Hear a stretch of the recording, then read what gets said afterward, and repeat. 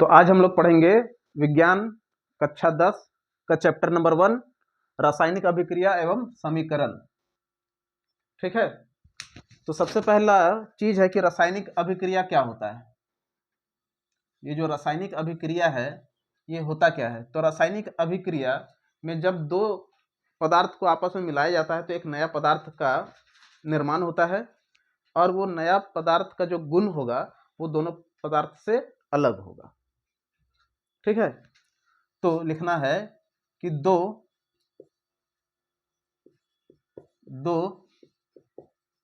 पदार्थों के अभिक्रिया से जब एक नए गुण वाले पदार्थ का निर्माण हो तो उसे हम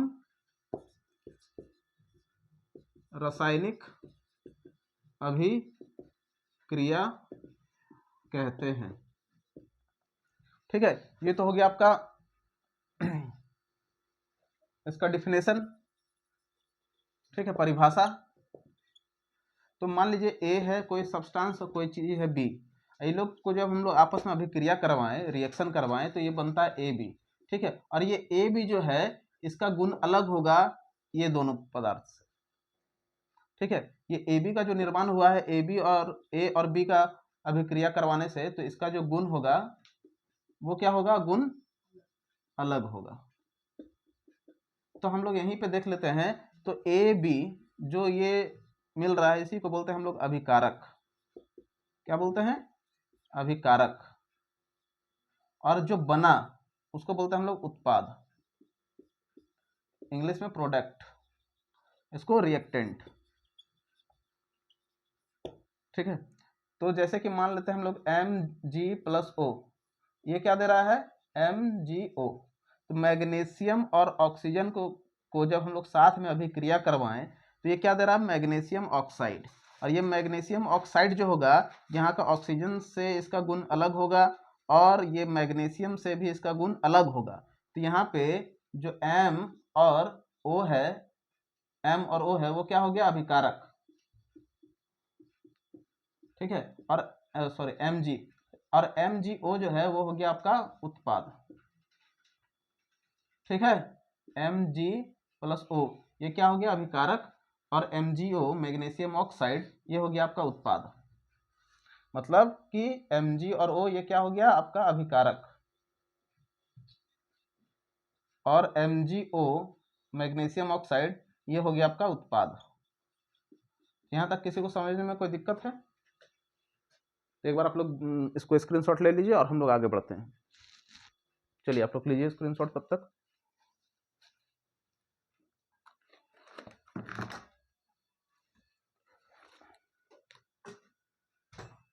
चलिए इसको मिटा देते हैं।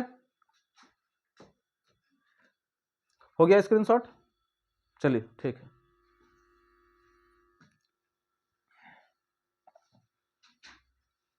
तो अब हम लोग पढ़ेंगे अगला जो टॉपिक है, क्या रासायनिक अभिक्रिया का निर्धारण कैसे होता है। तो किन परिवर्तनों को हम लोग देख के बोल सकते हैं कि हाँ इसमें रासायनिक अभिक्रिया हुआ है।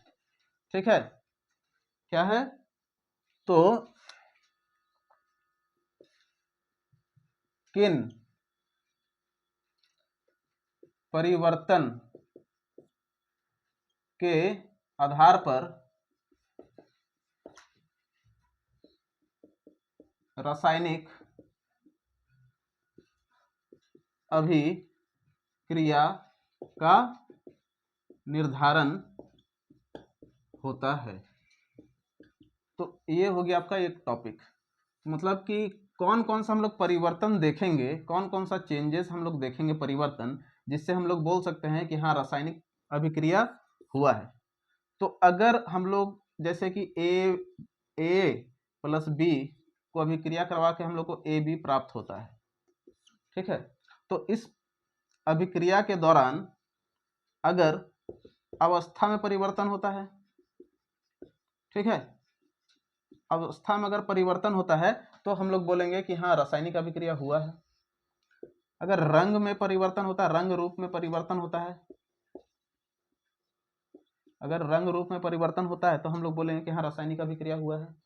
अगर इस अभिक्रिया के दौरान गैसों का उत्पत्ति हुआ है, गैस अगर निकला है, ठीक है, तो भी हम लोग बोलते हैं कि हाँ रासायनिक अभिक्रिया हुआ है। और चौथा चीज जो है क्या क्या था, अवस्था में अगर परिवर्तन होता है तो हम लोग बोलेंगे कि हाँ रासायनिक अभिक्रिया हुआ है। रंग रूप में अगर परिवर्तन हुआ है तो हम लोग बोलेंगे कि हाँ रासायनिक अभिक्रिया हुआ है। गैसों का अगर उत्पत्ति होता है तो हम लोग बोलेंगे कि हाँ रासायनिक अभिक्रिया हुआ है। अगर तापमान में अगर परिवर्तन होता है, तापमान में अगर परिवर्तन होता है, या तो तापमान बढ़ भी सकता है या फिर घट भी सकता है, तो अगर तापमान में परिवर्तन होता है तो हम लोग बोल सकते हैं कि हाँ रासायनिक अभिक्रिया हुआ है। तो ये क्वेश्चन आता है कि किन परिवर्तनों के आधार पर हम लोग बोल सकते हैं कि हाँ रासायनिक अभिक्रिया घटित हुआ है। तो हम लोग ये 4 पॉइंट को लिखना है कि निम्न प्रकार से हम लोग बोल सकते हैं कि रासायनिक अभिक्रिया का घटन निर्धारण किया जा सकता है। तो पहला हो जाएगा कि अवस्था में परिवर्तन, दूसरा हो जाएगा रंग रूप में परिवर्तन, तीसरा हो जाएगा गैस का उत्पत्ति, ठीक है, चौथा क्या हो जाएगा, तापमान में परिवर्तन। तो हम लोग इसको मिटाते हैं और हम लोग देखते हैं कि रासायनिक अभिक्रिया का प्रकार। तो आप लोग इसका स्क्रीनशॉट लीजिए, हम लोग इसको मिटाते हैं, ठीक।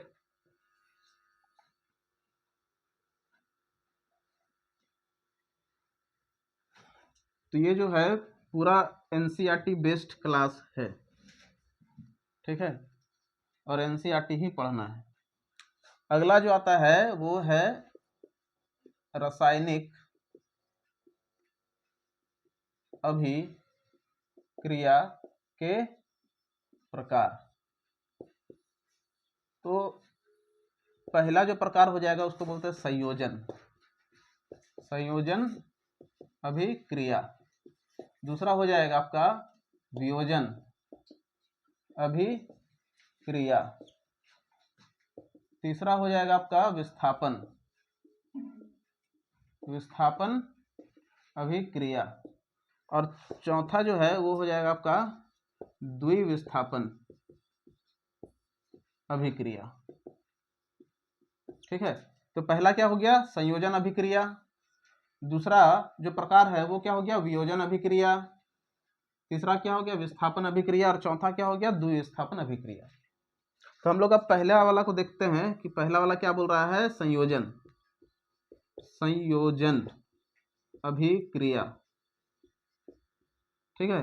तो संयोजन अभिक्रिया, थोड़ा ब्लू यूज करते हैं। संयोजन अभिक्रिया किसे कहेंगे, तो मान लीजिए A प्लस B अगर AB देता है, इस तरह का कुछ बन रहा, मान लीजिए CU प्लस O अगर दे रहा CuO, Mg प्लस O अगर दे रहा है MgO। तो यहाँ पे ध्यान से देखिए, यहाँ पे ये है अभिकारक, ठीक है, और ये क्या है, उत्पाद। तो दो अभिकारक Mg और O, इसमें Cu और O, अभिकारक कितना है, 2, उत्पाद कितना बन रहा है, 1, ठीक है। तो जब जिस अभिक्रिया में दो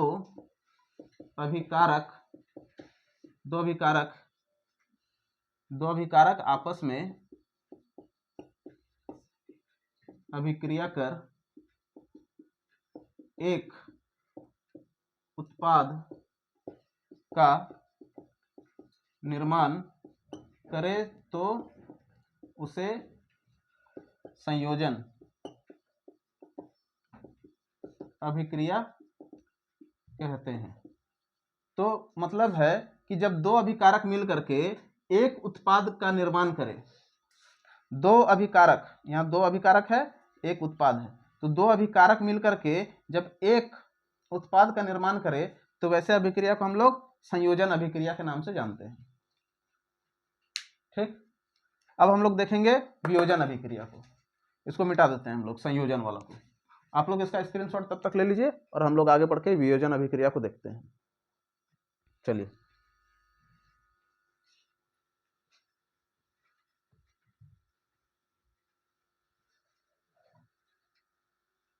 तो अगला जो आप लोग का बन रहा है वो क्या है, दूसरा नंबर वियोजन, वियोजन अभिक्रिया। क्रिया। ठीक है, तो वियोजन अभिक्रिया किसे कहते हैं? मान लीजिए ए क्या दे रहा है, ए प्लस बी दे रहा है। जब ए आपस में टूट रहा है, ए बी अगर टूट रहा है तो क्या कैसे टूट रहा है? ए और बी में टूटेगा। तो जैसे कि CuO था तो CuO टूटेगा तो कैसे टूटेगा? Cu प्लस O में टूटेगा। वही MgO अगर टूटेगा तो किस में टूटेगा? Mg प्लस O में टूटेगा। तो इधर वालों को हम लोग क्या बोलते थे? अभिकारक, याद है? इधर वाला क्या बन रहे थे? उत्पाद, उत्पाद या उत्पादक। तो यहाँ पे लिखना है ऐसे अभिक्रिया जिसमें एक अभिकारक टूटकर दो उत्पाद में बदल जाए उसे वियोजन अभिक्रिया कहते हैं। तो जब एक अभिकारक कौन है? तो जब एक अभिकारक टूट करके दो उत्पाद बना रहा है, कितना उत्पाद? दो उत्पाद, तो वैसे अभिक्रिया को हम लोग क्या कहेंगे? वियोजन अभिक्रिया। ठीक है, तो संयोजन में क्या हो रहा था? संयोजन में हो रहा था कि इसमें अभिकारक दो था, अभिकारक दो, रिएक्टेंट क्या दे रहा था? एक प्रोडक्ट। वियोजन में क्या होगा? इसका उल्टा, एक रिएक्टेंट और दो प्रोडक्ट। कोई दिक्कत है? मिटा देते हैं, आप लोग इसका स्क्रीनशॉट ले लीजिए, हम लोग मिटा के आगे बढ़ते हैं। हो गया। अब जो अगला है वह है विस्थापन अभिक्रिया। क्या है? विस्थापन अभिक्रिया।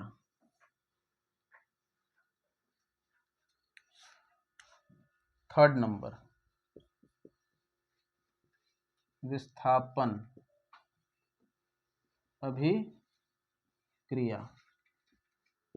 तो ये जो विस्थापन अभिक्रिया है, ये संयोजन और वियोजन जो अभी हम लोग देखे हैं उससे ये अलग है। ठीक है, तो हम लोग एक देख लेते हैं। मान लेते हैं कि A प्लस BC, ये अगर बना रहा है AC प्लस B। ठीक, मतलब ये जो C है ये B से विस्थापित होकर के किसमें विस्थापन हो गया? A पे। ठीक है, तो किसी एक अभिकारक का विस्थापन हो करके दूसरे पदार्थ में अगर विस्थापित हो जाए तो उसी को हम लोग क्या बोलेंगे? विस्थापन। एक का विस्थापन हो तो विस्थापन। ठीक, तो ये C जो है किससे विस्थापित हो रहा है? B से। किसमें विस्थापित हो रहा है? A से, A में। ठीक है, अलग किससे हो रहा है? B से। जुड़ किसमें रहा है? A में। समझ में आ रहा है ना? तो वैसे अभिक्रिया को हम लोग क्या बोलेंगे? विस्थापन अभिक्रिया। तो एक हम लोग एग्जाम्पल दे देते हैं, Fe प्लस CuSO4। ठीक है, तो अब देखिए ये SO4 किस में है? अभी Cu में है। अब ये अगर FeSO4 प्लस Cu बनाता है तब ये देखिए यही SO4 जो है किसमें अटैच्ड हो गया है? किसमें सट गया जाके? Fe के पास, आयरन के पास। ठीक है, और CO को अकेला छोड़ दिया। तो पहले Cu के साथ अटैच्ड है SO4, अब यही SO4 जो है आयरन के साथ अटैच्ड हो गया, रिएक्शन हुआ, आयरन के साथ ये अटैच्ड हो गया और ये बेचारा Cu को अकेले छोड़ दिया। तो वैसे विस्थापन, वैसे अभिक्रिया को हम लोग विस्थापन अभिक्रिया कहते हैं। ठीक,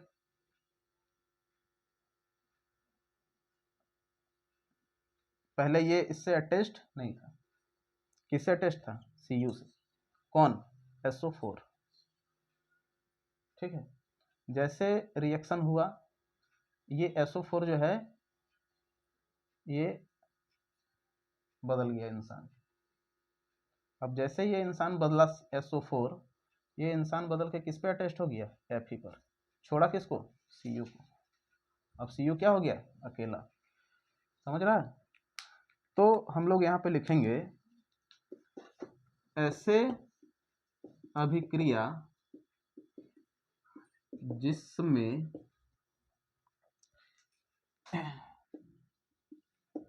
अभिकारक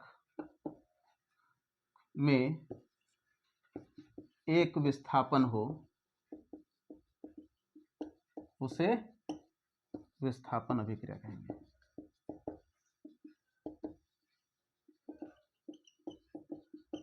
ठीक है, तो यहाँ पे कितना विस्थापन हो रहा है? एक पदार्थ का विस्थापन हो रहा है। तो ऐसे अभिक्रिया एक पदार्थ से विस्थापित होकर दूसरे पदार्थ में विस्थापित हो जाए, विस्थापन होकर विस्थापित हो जाए, तो उसी को हम लोग विस्थापन अभिक्रिया कहेंगे। ठीक है, एक पदार्थ से विस्थापित होकर दूसरे पदार्थ में विस्थापन हो जाए उसे क्या कहेंगे? यही कहेंगे, विस्थापन अभिक्रिया कहेंगे। ठीक, तो आप लोग इसको उतारिए, हम लोग फिर देखेंगे द्विविस्थापन अभिक्रिया किसे कहते हैं। ठीक है, यहाँ पे बदला कौन? SO4। रिलेट कर लो अपना लाइफ से। ठीक, चलो मिटा देते हैं। अब आता है द्विविस्थापन।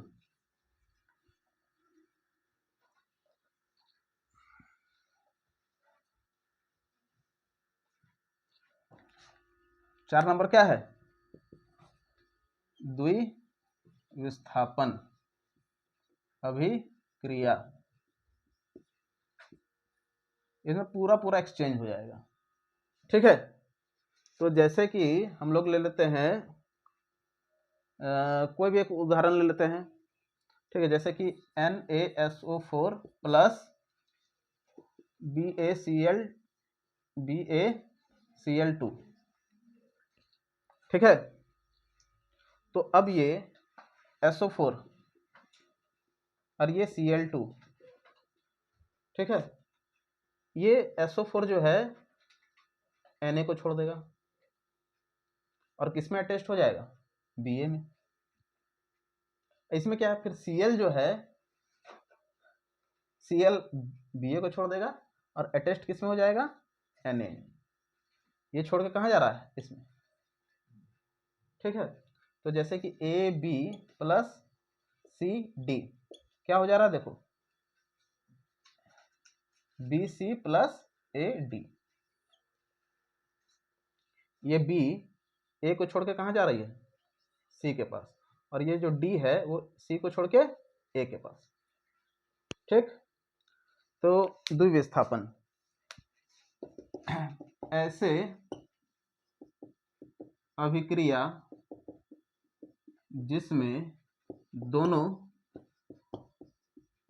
पदार्थों का विस्थापन हो उसे द्विविस्थापन अभिक्रिया कहते हैं। ठीक है, तो इसमें देखो दोनों का विस्थापन हो रहा है ना, तो जहां भी दोनों का विस्थापन होगा तो वैसे अभिक्रिया को हम लोग क्या कहेंगे? द्विविस्थापन अभिक्रिया। मतलब ये इसको छोड़ा तो वो भी उसको छोड़ के पूरा पूरा एक्सचेंज। कौन वाला बढ़िया है? ये वाला। सही बात, मिटा देते हैं इसको।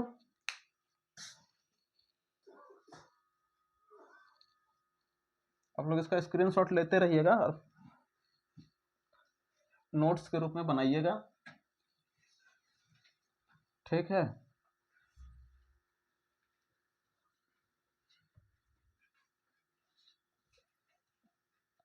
अब जो अगला टॉपिक आता है आपका वह है अपचयन और उपचयन अभिक्रिया। अपचयन और उपचयन अभिक्रिया। ठीक, तो अपचयन। तो ये अपचयन अभिक्रिया में क्या होता है, तो अपचयन अभिक्रिया उस अभिक्रिया को कहेंगे जिसमें ऑक्सीजन का ह्रास, और ह्रास मतलब घट रहा है, और जोड़ा जाता है हाइड्रोजन को। तो अपचयन मतलब ऐसे अभिक्रिया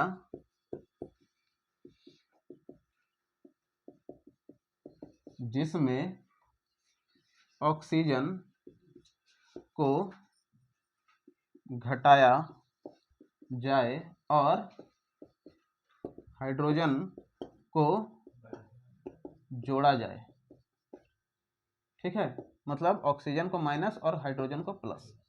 तो ऐसे अभिक्रिया को अपचयन अभिक्रिया कहते हैं। दूसरा क्या है, उपचयन।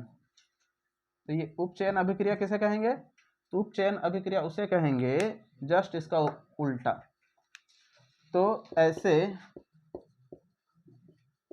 अभिक्रिया जिसमें ऑक्सीजन को जोड़ा जाए और हाइड्रोजन को घटाया जाए, उसे हम लोग उपचयन अभिक्रिया कहेंगे। इसमें क्या हो रहा है, देखो ऑक्सीजन को जोड़ा जा रहा है और हाइड्रोजन को घटाया जा रहा है। तो इसी के संदर्भ में एक आता है रेडॉक्स रिएक्शन। क्या आ रहा है, रेडॉक्स रिएक्शन। ठीक है, इधर दिख रहा होगा आप लोग को, तो आप लोग इसका पहले स्क्रीनशॉट ले लीजिए। चलिए देखिए, अब है आपका रेडॉक्स अभिक्रिया। तो रेडॉक्स अभिक्रिया किसे कहेंगे, तो देख लीजिए, ऐसे अभिक्रिया जिसमें उपचयन और अपचयन दोनों शामिल हो, उसे रेडॉक्स अभिक्रिया कहते हैं। ठीक है, तो रेडॉक्स अभिक्रिया किसे कहेंगे, थोड़ा सा देखो तो दिख रहा है कि नहीं वहां पे वो रेडॉक्स वाला। चलो ठीक है। तो ऐसे अभिक्रिया जिसमें उपचयन भी और अपचयन, मतलब यही उपचयन और अपचयन दोनों अभिक्रिया जिसमें शामिल होता है, उसी को हम लोग रेडॉक्स अभिक्रिया कहते हैं। कोई कष्ट, मिटा देते हैं इसको, आप लोग स्क्रीनशॉट ले लीजिए फटाक से।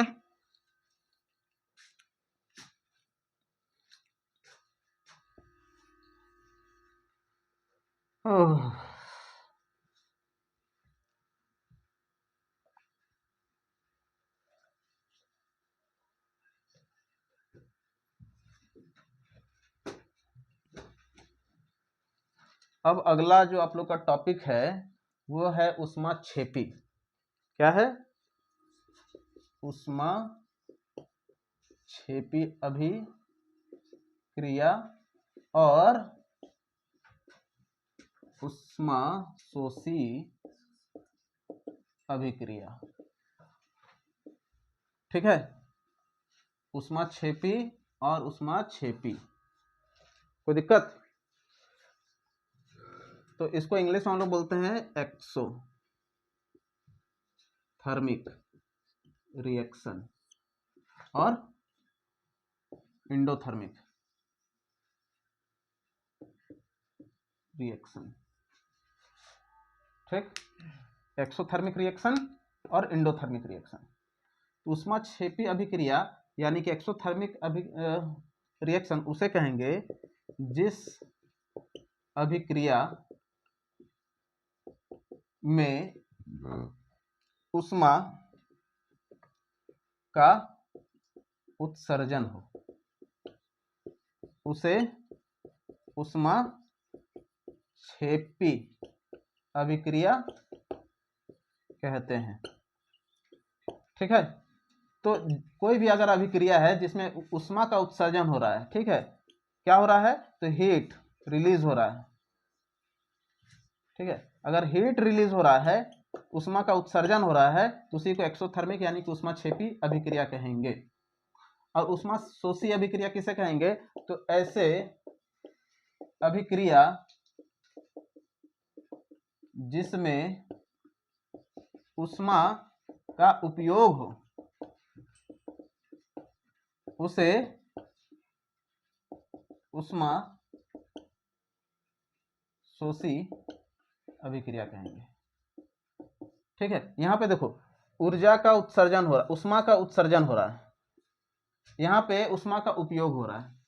तो जहां भी उष्मा का उपयोग होगा तो वैसे अभिक्रिया को हम लोग उष्मा शोषी अभिक्रिया कहेंगे, और जहां भी उष्मा का उत्सर्जन होगा उसको उष्मा क्षेपी अभिक्रिया कहेंगे।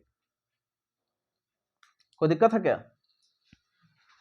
तो ये हो गया आपका उष्मा क्षेपी और उष्मा शोषी। ठीक, अब अगला जो टॉपिक आपका थोड़ा सा छोटा सा बनता है वह है संक्षारण।